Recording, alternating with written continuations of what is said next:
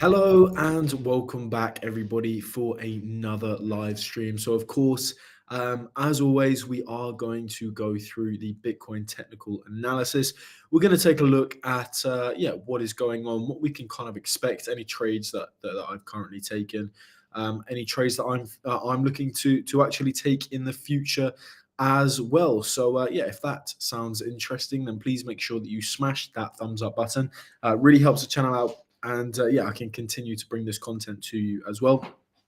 And of course, if you are new as well, make sure you subscribe and turn the bell notification on, because sometimes I am doing live trading. Okay, a couple of weeks ago, we took about 3 trades live on stream during that week, and those were all profitable trades. So if you want live trading, I do that sometimes, but only when the market conditions are looking good, right? Because I myself I'm more of a swing trader. I do prefer looking for the bigger moves, because I understand that the highest probability trades do happen on the higher time frames, right? The higher the time frame you go, the higher the probability trades present themselves to you, right? Yes, I do take day trades here and there, but my preferred style is more of like swing trading. So and it works out a lot better for people who are also trying to get into trading as well.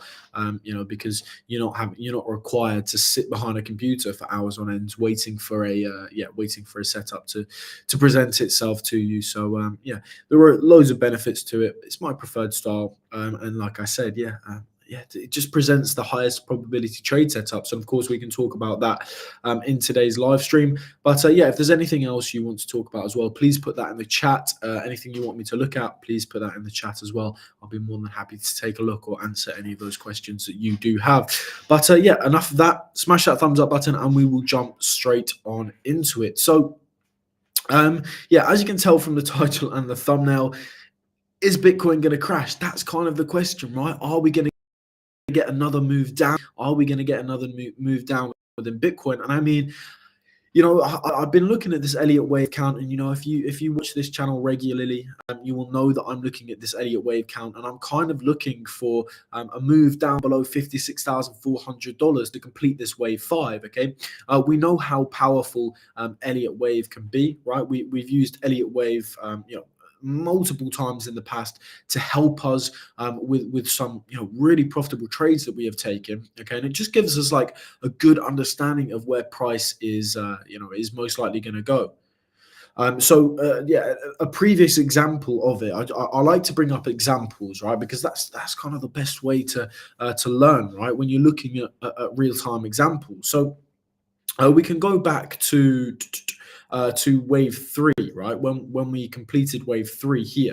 So this was all the way back on the 2nd of May when I entered into the trade, but we completed it on the 1st of May. So if we take a look at the Visionary Discord, and let's go up to the first, let's go up all the way up to the 1st of May, right? So we're at June there. May 1st.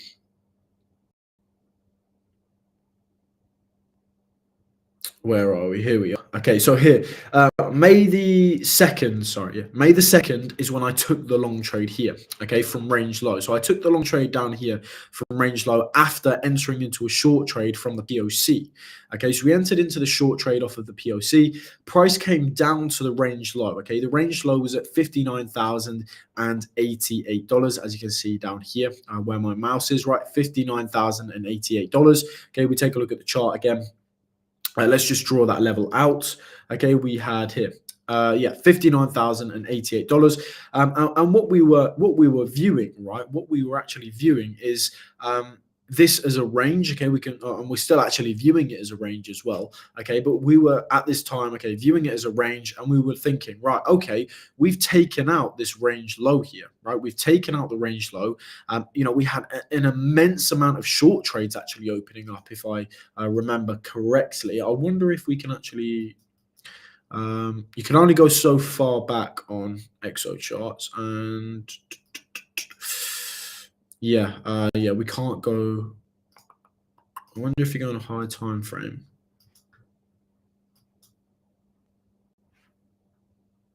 Let's see. No, okay, you can't do that. I know you can go back a little bit further on the desktop version, but yeah, I don't want to ruin the stream. But basically, right, what we understood is that there were a lot of shorts. There were millions. I can't remember the exact amount, okay, but there were millions of shorts opening up on this move down. And we also had millions of long trades getting wrecked on this move towards the downside, okay? And what then started to happen, okay, is price started to rise. And price started to rise for numerous reasons. Okay, first of all, right, we acknowledge that there is most likely a big player, a big institution who is sat here with a big buy limit order at approximately $59,088, right? We know in this area there is a big institutional player most likely going to be there. It's not a definite, okay, until you visibly see it, okay, because of course these institutions aren't putting their trades out there publicly for you. They put what they're holding out there publicly for you, but they don't put their trades out there publicly for you to see, because they don't want you to see that, right? But yeah, price was coming into this if you want to call it support level, but range low, okay. We were coming into range low, loads of shorts opening up into the range low, okay. But then we also at the same time had loads of longs getting stopped out. Why? Because anybody that longed in this period here, okay, a lot of them would probably have put their stop loss below this low right here, okay, below this low. So we understand, okay, right, if we're going to see these longs getting stopped out, which as you can see they were getting stopped out, and I wish I could show you on Exo charts, but we had lots of negative delta with open interest decreasing. So that's money flowing out. And that indicates to us that we're seeing longs actually closing, right? We're seeing longs closing, longs getting stopped out, or longs getting liquidated, right? Whatever it may be. We just know that longs are closing, right?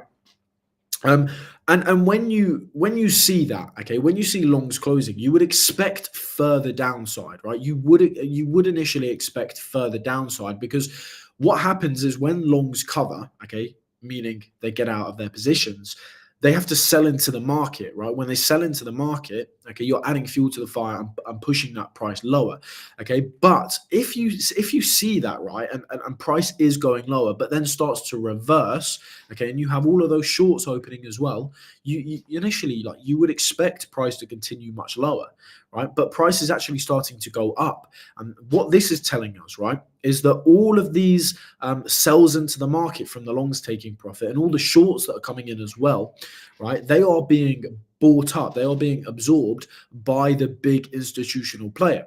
Okay, that's initially what is happening there. So we can realize that, okay, right, we thought, okay, we thought there was an institutional player down here that could possibly absorb all of the selling into the market, right? Now we know there's a big institutional player who is absorbing all of it, because we're seeing very, very bearish signs with loads of sells coming into the market, but price is actually starting to rise. Okay, so this flicks something in my brain, and it's right, why are we seeing loads of sells coming into the market, but price is actually rising. Okay, well, it indicates, and for me, thinking about it, it's logical, right? It's logical, but I understand a lot of people don't, understand really how the market works. And I tell you, I can tell you who don't understand, the people that don't understand how the markets work, and that is the people that shorted, right, as price was pulling back here. Okay, so as that price was pulling back, right, I'm not interested in shorting this, right, because I know, right, if there is a big institutional player here, okay, which we're kind of anticipating, all right, and price starts to rise after they absorb all of that, right, then we're most likely going to go up, right? We are most likely going to go up because anybody that's shorted here, all right, is going to be in the same situation as those long trades, right? They are going to have to cover, right? When they cover, they have to buy back into the market. So when shorts cover, they have to buy back into the market, right? And what does it do? It pushes price higher. Okay, and we tend to see open interest decreasing as well, which of course indicates that those shorts are closing, right? So yeah, it causes emotional traders, it causes fearful traders for any of those shorts that opened up at the lows, and to be honest, any of the shorts that opened up on these big red candles here, because if price starts to rise, okay, they're going to be underwater and or offside, right? They were previously quite happy in their positions because price was pulling back and they thought they were on the right side of the market, right? But what they're actually doing is they're shorting into a big institutional buy limit order. Okay, that gets absorbed, right? Price starts to rise. And then what the retail traders don't understand is that they're actually causing the price to go in the opposite direction because they are actually buying back into the market when they get out of their trades, right? So initially, right back then, I was acknowledging this, right? I was acknowledging this. Okay, and that's why, of course, I told the team that I was entering into this long trade. And as you can see, pretty quickly, we got a swift move towards the upside, right? Made some, locked in a TP1 on that, $2,000 in a profit. Just an amazing, move on the price of Bitcoin. And, this is what I said after. This rise is weak. Why is this rise weak? Okay, well, this rise is actually weak because we know that these these are actually these are actually buys into the market, fueled by the shorts closing, right? So these are the buys coming into the market from the shorts that are closing, right? And that was pushing price higher, okay? And I was acknowledging back here, right? First of all, we had because I want to tie this into the Elliott wave, right? So we had this bearish Elliott wave count here that played out, right? Let's just get rid of this one for a second, okay? So we were viewing this as a bearish Elliott wave count initially, right? Like this, okay? And initially, okay, this was completed, right? Wave 5 was completed, okay? And after we get a completion of a bullish 1, 2, 3, 4, 5, or a bearish 1, 2, 3, 4, 5, whatever it may be, you're actually expecting an ABC correction. Okay, and that's exactly what we got, right? We got an A, B, C correction there, right? We got an ABC correction. Okay, so the long was entered off of, right? I acknowledge, right? Wave 5 is completed. ABC correction is expected, right? So a rise towards the upside is something that is something that I'm not opposed to, right? A rise towards the upside could be, the most probable scenario, or is like the most probable scenario. Okay, we also got the long trade set up, so there's like more confluence there, signaling that price is going to go higher. Okay, signaling that price is going to go higher, and that's exactly what happens. So this is how we're like viewing Elliott wave to predict where price is going to go. Right here, I was looking at the bearish Elliott wave count. Once wave 4 was completed, we see this big pullback, right? I'm thinking to myself, okay, right, price is most likely going to come down and complete wave 5, okay? And that could present just an amazing long opportunity off of the range low if we form a swing failure pattern or if we form that failed auction, okay? And that's kind of what I'm viewing at this moment in time, right? That's kind of what I'm viewing at this moment in time. And we will, of course, talk about that as well. But yeah, what I want to talk about quickly is we've seen this ABC correction because this is all going to tie in together, right? I just want to reiterate that this is all going to tie in together. So it is all very, very important, right? So wave 5 was completed. Okay, we then got the ABC correction, okay, which I like to, right, turn an ABC correction to possibly into a 1, 2, 3, 4, 5 bullish count, right, or a bearish count, whatever it may be. And that's what we got, right? We had a 1, 2, right, 3, 4, okay, and then 5, right? Initially, we did take out wave 3 by a few dollars, okay, but we did take it out. So wave 5 was completed there.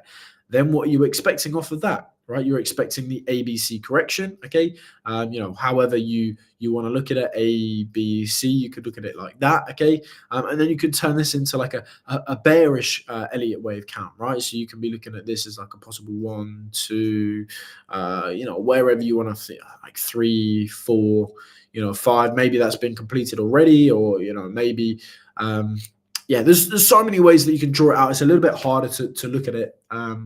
With this price action, okay, because it's not, it's not got any like obvious pivot points, okay, but it's a little bit harder to look at it like this. But initially, you get the gist of it, right? You get the gist of it, and basically, right? Basically, of course, we have the short setup from there, but basically, what I'm trying to like put into your heads here is that, right? Okay, we're looking at this count here. Right, we're looking at this count here, right, and it's kind of the same scenario there that we had back here, where wave 5, right, which is now wave 3, okay, was completed, right. Wave 5 was then completed here, and where was it? Right, it was at range low, okay, and we took that long trade, okay, we took the long trade as you can see here, and it was just an amazingly profitable long trade. I don't know if I've got was. Where are we? Yeah, here, right? So we came all the way up to the value area high, right? We came all the way up to the value area high. And yeah, of course, all stemmed from long trade from here, right? So that was just an absolutely amazing long trade that we took there, okay? Taking profit along the way up, as we always do. That was a really profitable trade, okay? And this is like what I'm looking at right now is kind of the same setup, right? I'm kind of looking at the same setup where we have got this bearish Elliott wave count, right? We haven't completed wave 5 at this moment in time. There is a possibility that we come down and complete wave 5, all right, below wave 3, which is below $56,400.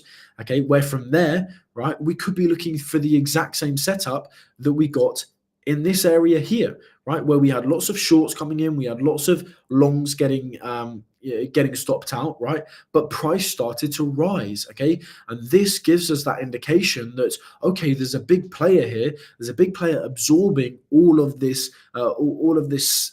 sells coming into the market, right? And if that is happening, right, price is most likely going to rise, okay? Because what happens is all of the shorts get absorbed, right? All of the sells get absorbed from the longs taking profit, and there's no more longs to get stopped out because they've all been stopped out, right?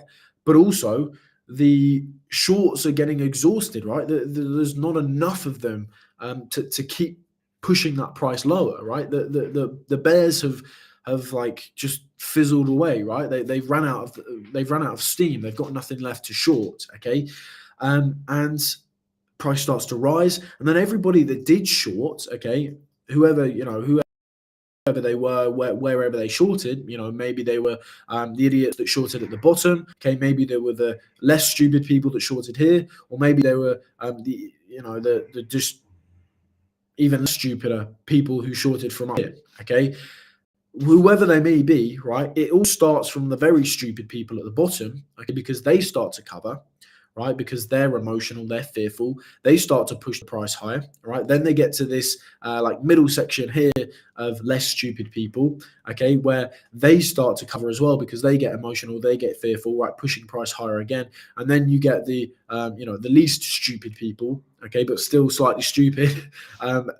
They start to cover when price gets to them, right? And that's exactly what happened here, right? This is exactly what happened here, right? And that's exactly why we entered into the long trade from here and took advantage of all of this rise towards the upside. And like I said, well, here was the long setup. Yeah, I've taken the long trade. That was from the range low. And like I said here, this is a weak rise.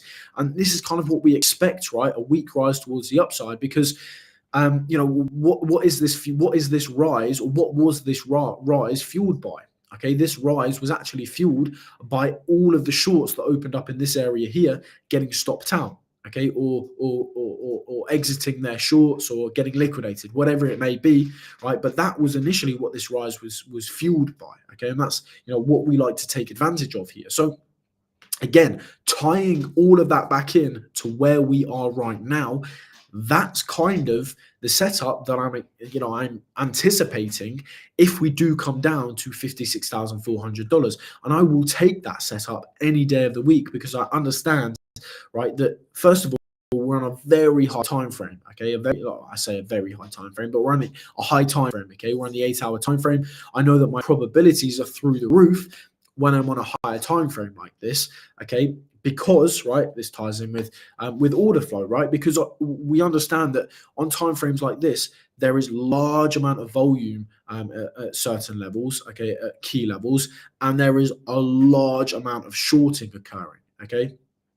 When you zoom into the lower time frames, okay, you see less, less shorting, less longing into your interested levels, right? Less volume at your levels, right? But when you're looking at a high time frame like this, your probabilities increase massively because the majority of the market, okay, are doing the same thing on the higher time frames, okay? The majority of the market are doing the same things on the higher time frames. When you go into the smaller time frames, okay, you tend to see less of the market doing the exact same thing. When you're on a higher time frame, you see more of the market, okay, the majority of the market doing the same thing, right? And what did we see here, right? We saw the majority of the market bearish. We saw the majority of the market shorting, right? What do I say all of the time on this channel? You do not want to be doing what the majority of the market is doing. You want to be doing the opposite to what the majority of the market is doing, okay? Again, the short that I took from here, the majority of the market was bullish and expecting all-time high, but I shorted, right? Because I understood that the majority of the market was bullish and the majority of the market was looking for all-time high, right? The same thing from the short from here. The majority of the market was bullish, right? They thought, okay, we're going to go back up to all-time high here. No, I shorted, right? Again, here, all-time high.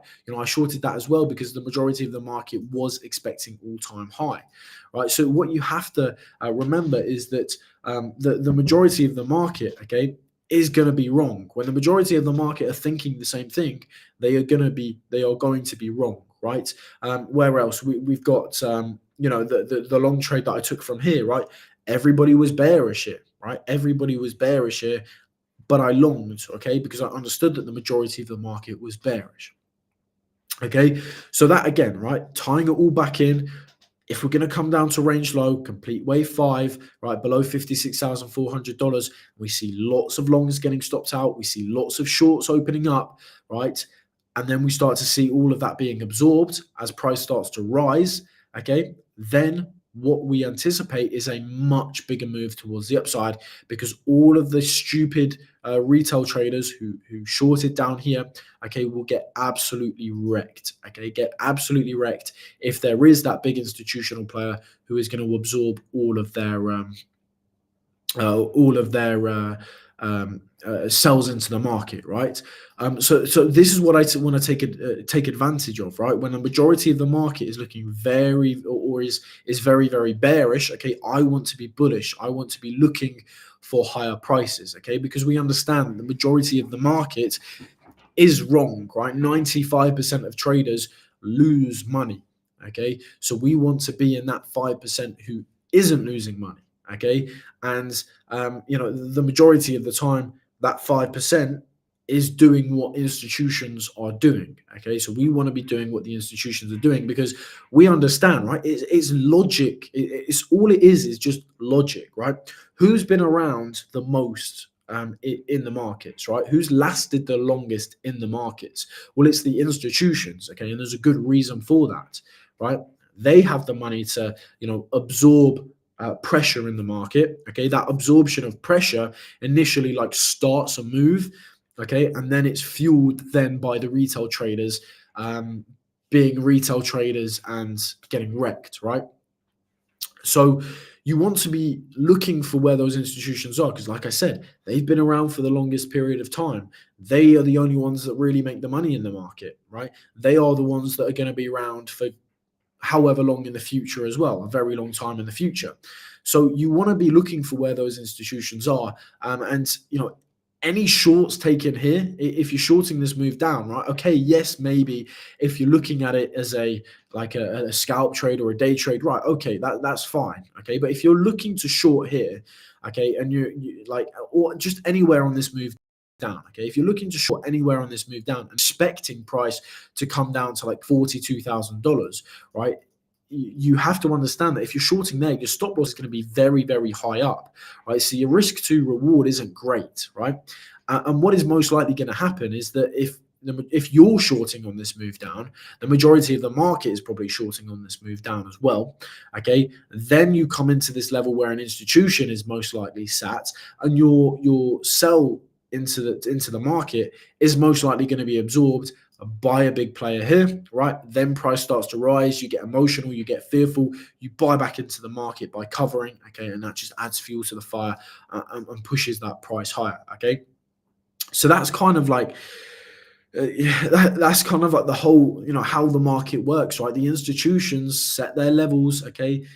People, stupidly enough, right, they short or they long into their levels. The institutions absorb all of that shorting pressure or longing pressure, wherever, whatever it may be, okay? And then the retail traders are left to do the rest of the work by themselves, right? Or do the rest of the work for the institutions, right? Because they're now getting out of their positions, okay, meaning that they have to like buy back into the market or sell back into the market again, whichever way price is going, and you're just adding fuel to the fire, and you're helping out those institutions.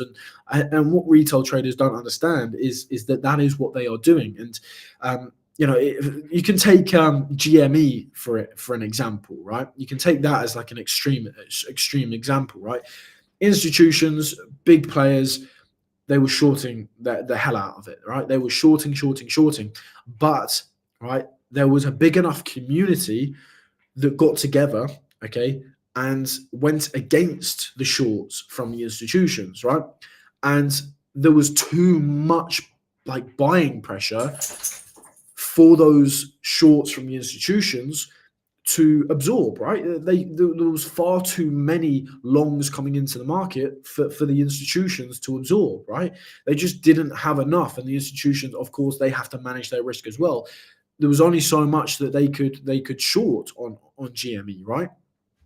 And what you have is just this huge community of people that are just long, and they are, just smashing through those institutional cells, right? Those institutional limit cells, okay?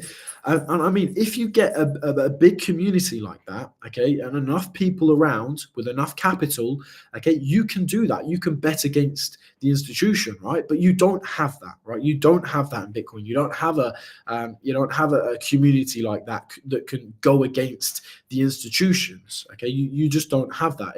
You don't have that really in any markets, right? It's kind of a bit of a black swan event, that GME, right? You just don't get that, okay? It's just very, very rare that you get that, right? The majority of the market, okay, is going to be very, very bearish, but there's not enough of them to surpass the institutional levels. Okay, there's not enough of them doing that, but that the majority of the market is doing that. And when I say the majority of the market, it's not like the whole market is doing that, but there's just like a big portion of the market that is doing that. Okay, so yeah, again, just to reiterate, right?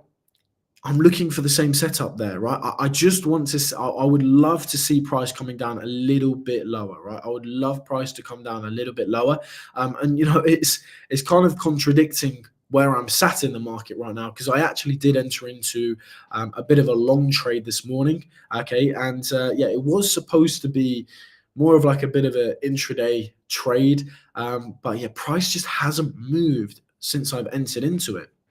Let's just pull up the chat quick. I've seen some comments have come in. Damien, good to see you back.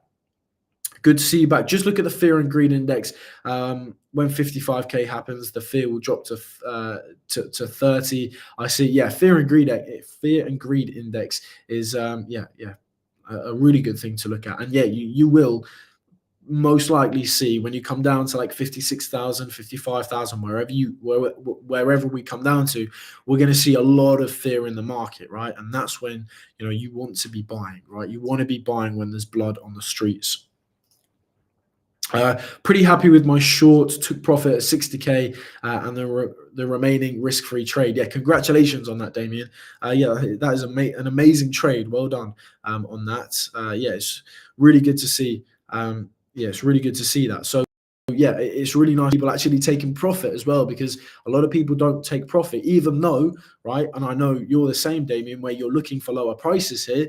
You have to take profits. You're not a trader until you actually take profits. Okay, you can enter into a trade, but if you're not taking profits, you're not a real trader. Okay, the only way to make money in this market is by taking profits. So you're taking profits. It is very, very key. So it's good to see you taking profits there, because I know a lot of people struggle with taking profits because the amount of times that they have taken profits and then price continues lower and they're like, oh, I could have made more money there. That's the complete wrong way to think about it. Absolutely the complete wrong way to think about it. Sweet as always. Good to see you here. Looks like you're watching on Kick.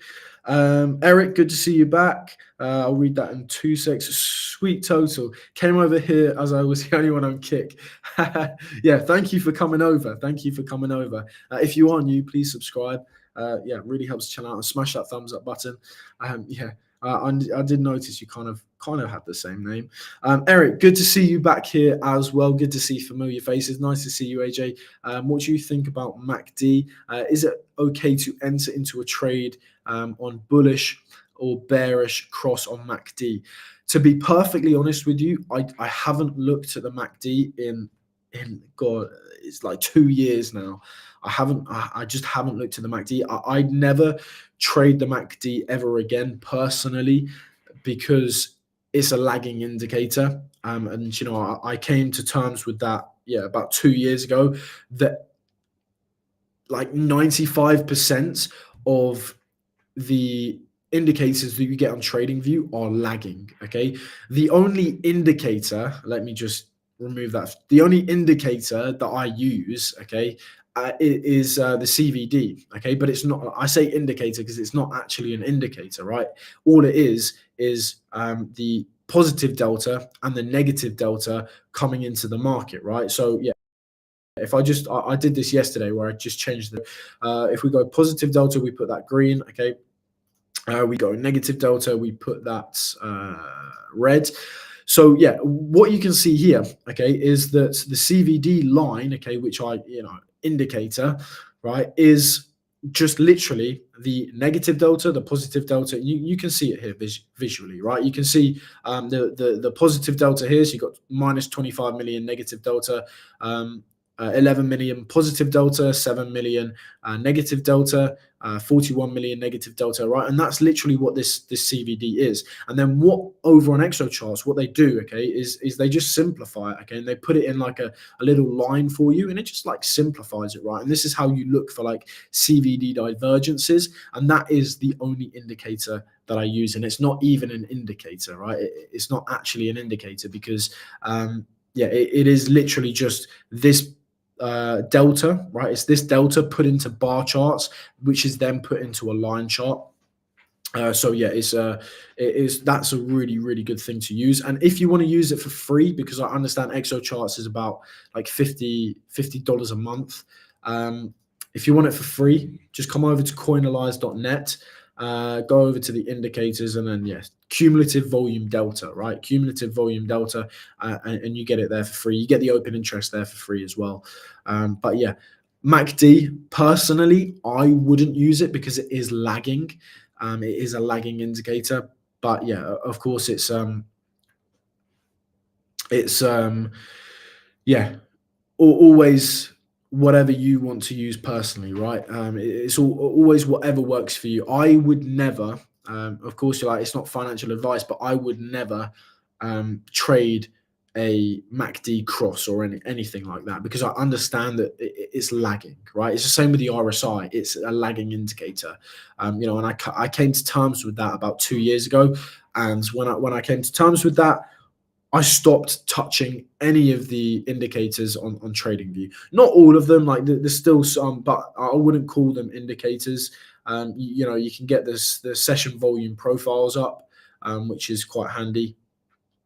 Okay, they're not indicators, right? They're just the profiles for each session. Okay, the the only thing that I kind of look at is the VWAP, right? That's really good because that's not lagging, right? The VWAP isn't actually a lagging indicator because it's actually using like real time volume as well. Whereas like the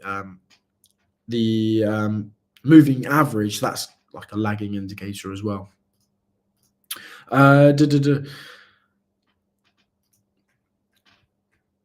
Sweet Total, thank you for subscribing. Thank you very much. What's my Discord? Yeah, so the Discord link is in the description. It's the second link. That just takes you over to the free Discord. Yeah, so yeah, the free updated my name as that one I don't use anymore. Okay. Yeah, so yeah, the free Discord is the second one in the description. Of course, you know, there is a paid Discord as well, which you get access to all of the trades that I take personally, such as like that long trade that I've just been talking about from the range low at 59,000. But of course, you know, I do live streams every day as well. So yeah, I give loads of free value out on here. But then if you want to know when I'm personally entering into trades, then of course there is the paid Discord, which is the first link in the description. But yeah, I will always come on here and talk about my trades as well. Okay, but the majority of the time, like when I come on here and I talk about my trades, you know, they're already way past where or past where my entry is. So yeah, if it like on time, okay, when I'm actually entering into the trades, then yeah, that's where you get that on the paid Discord. But yeah, let's talk about the long trade that I'm in at this moment in time, because if we go to this morning, I did actually enter into a long trade this morning. So this was the long setup that I was looking at this morning. And this is what I was talking about in yesterday's live stream and like the live stream in the day before as well, right? We've been looking at this trend recently, okay? We've been looking at this trend recently where price front runs a key level, okay? And it takes out a lower high or a higher low. Okay, so for instance, right, the short trade that I took from here, right, this was like the first time I saw it in this range. Okay, it's happened quite a few times before, but this is the first time that it happened within the range, right? And what we saw is a major level here with the all-time high, but initially range high and a big pivot point as well. So yeah, this is just a major level for me. It's like just under $74,000. Price pulls back. We get another rise towards the upside, forming a lower high. Okay. And on this lower high, you know, everybody is, of course, like expecting all-time high here. But then price starts to pull back again. Then we see another rise, okay, where, again, everybody is expecting all-time high. So, you know, we see lots of longs coming into the market here, right? And then what do we see? Well, we actually saw a swing failure pattern of that lower high, okay? And then we saw this big pullback, right? Of course, I shorted that as well, because if I remember correctly, we had about 79 million new long trades coming in here.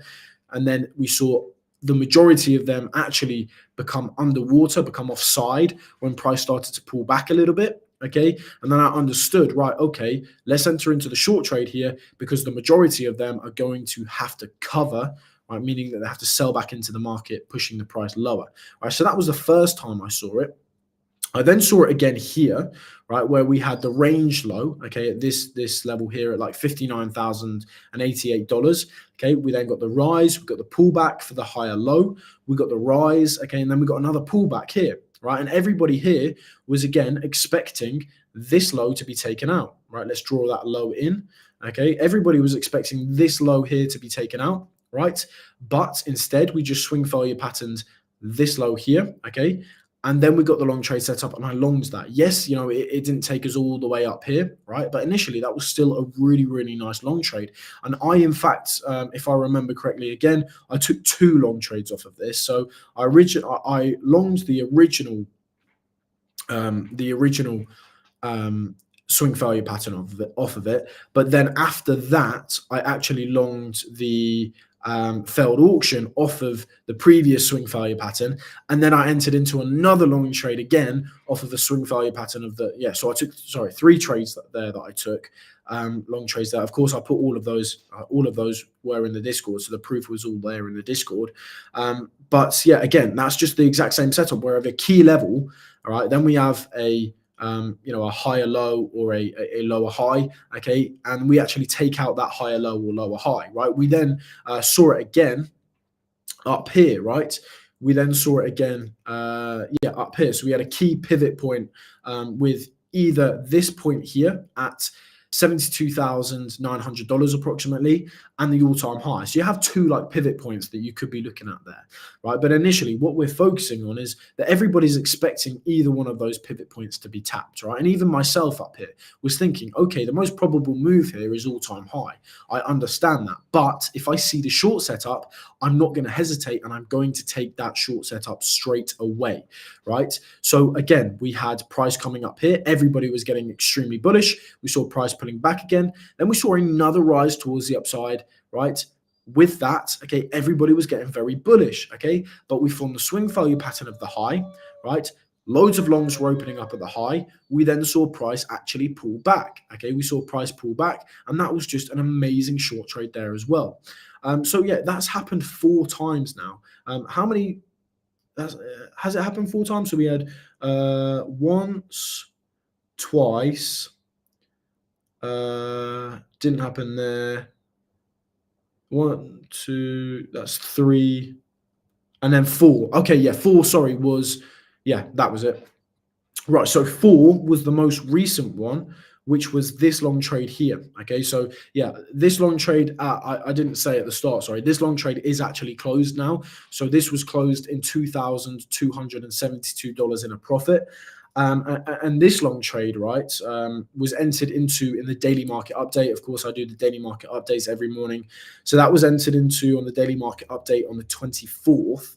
And where was I? So we saw the exact same thing there, right? We had the key pivot point, which is still a key pivot point now as well, and a key level at $56,400.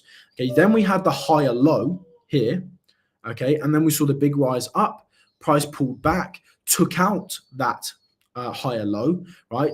Whilst everyone was bearish, expecting $56,400, okay, but price actually started to rise here, okay, and we got a really nice rise all the way up to that value area low, where, as I said to the team here, okay, I took a TP1, so I realized $2,272. So here, I just took a TP1 on the long from the daily market update on 24th of June as price is testing the value area low of the range. And as you can see, move that stop loss to entry, right? So that was 4 times, okay, that we've seen price front run a major level, okay, and actually like swing failure or failed auction, whatever it may be, off of like, sorry, my dog is whinging in the background, off of a higher low or a lower high, right?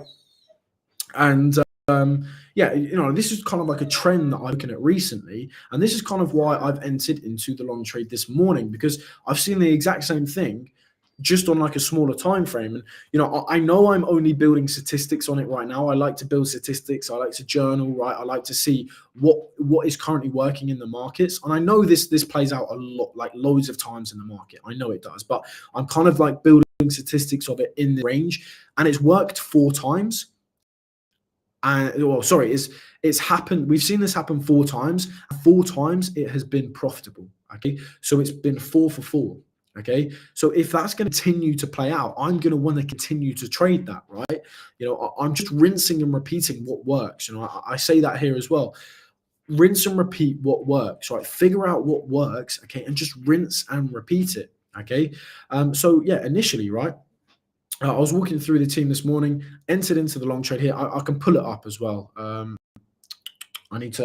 Let's put my other monitor on and let me see if I can find it. I've got so many tabs open here that, I need to, you might have to give me a minute just to find it, right? So, yeah, here it is. Right, so, yeah, this is the long trade that I'm currently in at this moment in time. So yeah, this was the long trade given this morning. Yeah, as you can see, it is $176 in a profit at this moment in time. Nothing crazy, right? Nothing crazy. But yeah, we'll just see how it plays out. So basically, I took the long because, again, I was seeing, right, we had a major pivot point at 58,166. Okay, we then had the higher low here, and we actually formed a swing failure pattern off of it. But there was lots of confluence there as well, right? There was lots of confluence there. We had a GP 786 level, okay, with, right, and I love to look for this, with absorption, right? We can see we had more aggressive shorting happening here than we had back here, okay, which is signified by the CVD, cumulative volume delta, actually decreasing over time, okay? So for me, this is absorption. This is an indication that there's a big player here that is absorbing all of the shorts that are coming into the market. And we know this, right? Because there is more shorts coming in here than there was back here, but price is failing to make a new lower low, right? So I know there that there's lots of absorption coming in. And then if we take a look at the open interest as well, we can see that lots of shorts were coming in here as well. So we had like 20 million new shorts coming in. And if 20 million new shorts are coming in and they're underwater, they're offside because price starts to rise, then what's going to happen? Well, they're most likely going to have to cover, okay, meaning that they have to buy back into the market. When they buy back into the market, that just initially pushed that price higher. Okay, so at this moment in time, it's in a little bit of profit, nothing too exciting whatsoever. But yeah, initially, like all I'm looking for is just like a little move up, maybe up to this high here. We'll see how it plays out. If I get stopped out, I'm not too bothered about it either. You know, I've entered into this trade, like I said to the team as well. This is a low capital entry for me because I'm still, I still feel we could come down to $56,400, right? So I haven't entered into this trade with huge capital, like I would usually do on on a usual like trade. For example, like this one here, which is like a really high probability trade setup. I can see some more comments are coming in, so I'll just have a look. Just here to learn as I'm actually looking to get back into Forex trading. Yeah. Yeah, of course, that's what I'm here to do, right? Yeah, just provide education, right? So yeah, I hope you do learn something off of this. Forex trading, I've personally, never really done. I think I dabbled with it a little bit, maybe like 4 years ago when I did initially get into trading. The only issue, right, that I have with Forex trading, like don't get me wrong, I'm not like putting Forex trading down. I'm not going to like comment too much on it because, there are probably people out there that do make money off of Forex, right? But I know that there's just a lot of people out there who just really don't make money trading Forex, and they say they do make money trading Forex. And what I find, and the only reason I say this, right, is because I find Forex very hard to understand how it moves and sorry, I should phrase this differently, how you understand how Forex moves, right? Because with Forex, right, you don't have like a centralized area where a lot of people are trading, right? You just don't have this like centralized area. Whereas with like the stock market, okay, and with crypto, you do have these centralized areas, okay, where you can actually look at the bid and the ask. You can look at the orders. You can look at the market orders coming into the market, right?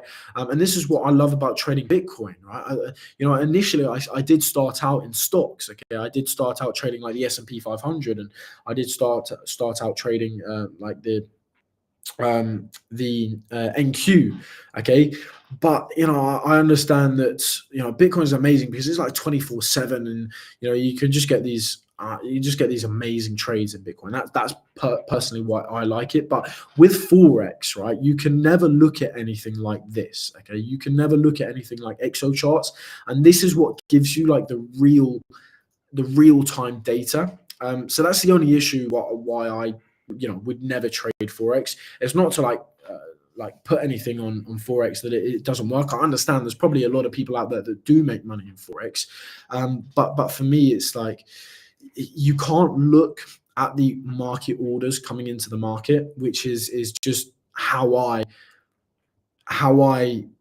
determine what trades I enter into. So for me, forex is like I just couldn't trade that because my strategy wouldn't work on forex. And looking at this, right, it looks daunting, right? It does look daunting. I understand, right? I've been there, right? When I had no clue what any of this means, but you just can't get this on forex, and this just provides you with so much information. So of course, I can't advise you to do anything, right? None of this is financial advice, but if you are looking at getting back into trading, like just have a look at the S&P 500 or the NQ, right? If you don't want to trade crypto, okay, look at like the S&P 500, look at the the NQ, right? Because you can get order flow on that as well, right? And order flow is like the most important thing, in my opinion, when trading these markets, okay? Because it just gives you the real-time data. You can visibly see what participants are doing within the market. Let's go from this short trade up here, right? I visibly saw, okay, up here, right, that we had 4 million long trades coming in this candle alone. You can never see anything like that on forex, right? And then, right, I understood, okay, here, right, we have 10 million negative delta with open interest decreasing, right, on that swing failure pattern. So lots of longs are getting stopped out here. Again, you just couldn't see that in forex. And I'm looking at this here, and then 7.4 million longs coming in here, okay? And I'm viewing this here, and I'm like, okay, right, we've seen lots of longs getting stopped out up here. We're seeing lots of we're seeing lots of, sorry, I phrased that wrong. We're seeing lots of shorts getting stopped out here, okay, on this move up, right? You're seeing lots of shorts getting stopped out here, okay? And you're also seeing lots of longs opening as well, but price is pulling back, right? Price is decreasing, which is telling us that there's a big player here. And this is where I'm like, okay, right, this is a good area to look for a short trade, right? This is a really good area to look for a short trade. And of course, that has played out really, really nicely. Okay, again, you just can't see this in forex, which is why for me, like, forex is just something that I personally could never trade. You can go back to another example up here as well.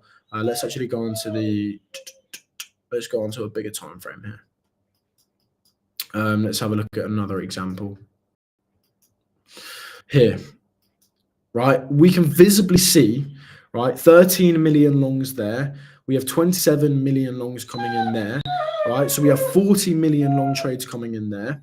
Okay, we then have another 20 million longs coming in there. So we have 60 million longs, okay? 60 million longs all in this area here, but price is not continuing higher, right? So this is telling us that all of these longs are actually getting absorbed. Then on the swing failure pattern, right, we're seeing lots of short trades getting stopped out. Okay, shorts getting stopped out is buys back into the market, right?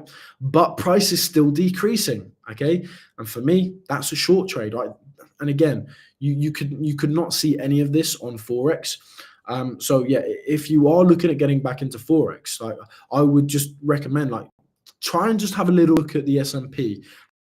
Have a little look at the NASDAQ, and maybe you would prefer trading those because you can get a lot more information off of that by looking at software, ExoCharts here, or just order flow, whatever software you look at, ATAS, Sierra Charts, Quantower, you've got ExoChart, whatever it may be, right? Just looking at order flow in general, it gives you so much information about the markets. So yeah, that's kind of my view on forex. I'm not putting anyone down in forex. Like, I understand there's probably a lot of people out there that do make money in forex, but yeah, how I would trade it just wouldn't work because you don't get order flow on forex. But yeah, let me know how long you've been trading forex. I'll be quite interested to know, and what's kind of worked for you. What do you look at when you're trading forex? Because I myself, like, I've never actually traded forex. Um, yeah, my dog is whinging at me. Yeah, so yeah, personally for me, I've never actually traded forex. I've only ever traded um, yeah, the stock market and crypto. Um, but yeah, I started off in the stock market and then moved to crypto, and then I know some people online who do forex trading, and yeah, they said to me, "Oh, you should look at forex," and I've just never got into it because at that stage where they said, "Oh, you should look at forex trading," it's like I'm already looking at exo charts and I have a really good understanding of exo charts, and I popped them the question, "Are you looking at order flow on forex?" And they said no. Well, they first of all said, what is order flow? So that just, yeah, put me in the mindset of like, yeah, it's probably not a good idea to trade that because um, yeah, just you don't get the information that you need really, or the information that I need, right, to trade, because it's all personal preference, right? It is all personal preference.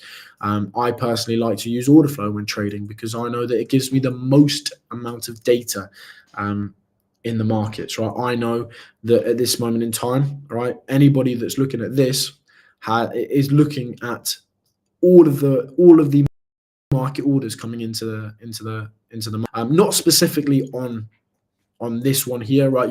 If you have the desktop version, you can actually combine all of the exchanges together because this is just a bit, right? But you have, of course, like BitMEX, OKX, Binance, yeah, whatever it may be, all the exchanges. You can actually combine them together, and you can look at literally all of the market orders coming in. But yeah, I use this one. I use the web chart version just to like live stream because the desktop version I feel would impede on the live stream just a little bit. But yeah, again, it's just patience, right? It's just patience. I am kind of still looking for like $56,400. Where from there we possibly get that big long trade set up, right? We do possibly get that big long trade set up, but we'll have to see. Patience is a very very very big part in trading. If you don't have patience in trading, then it's um, it's going to be very hard to actually profit off the market if you're not patient. But yeah, we've been live here for about an hour. So yeah, if anyone's got any more questions, yeah, please put them in the chat. I'll be more than happy to answer any questions. If you want me to look at anything, please put that in the chat as well. But yeah, always good to see new faces here. If you haven't already, please make sure you smash that thumbs up button as well. I would really appreciate it. It helps me out, helps the channel out, and I can continue to bring these live streams to you.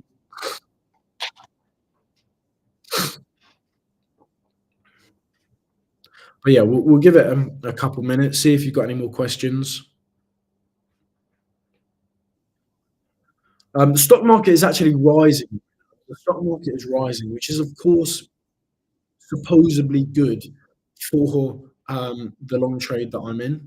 Supposedly, right? But yeah, I do understand that as the stock market has just been rising, yeah, Bitcoin's actually been dropping, right? So Bitcoin's been dropping. Let's go from this pivot point here, from like the 7th of June.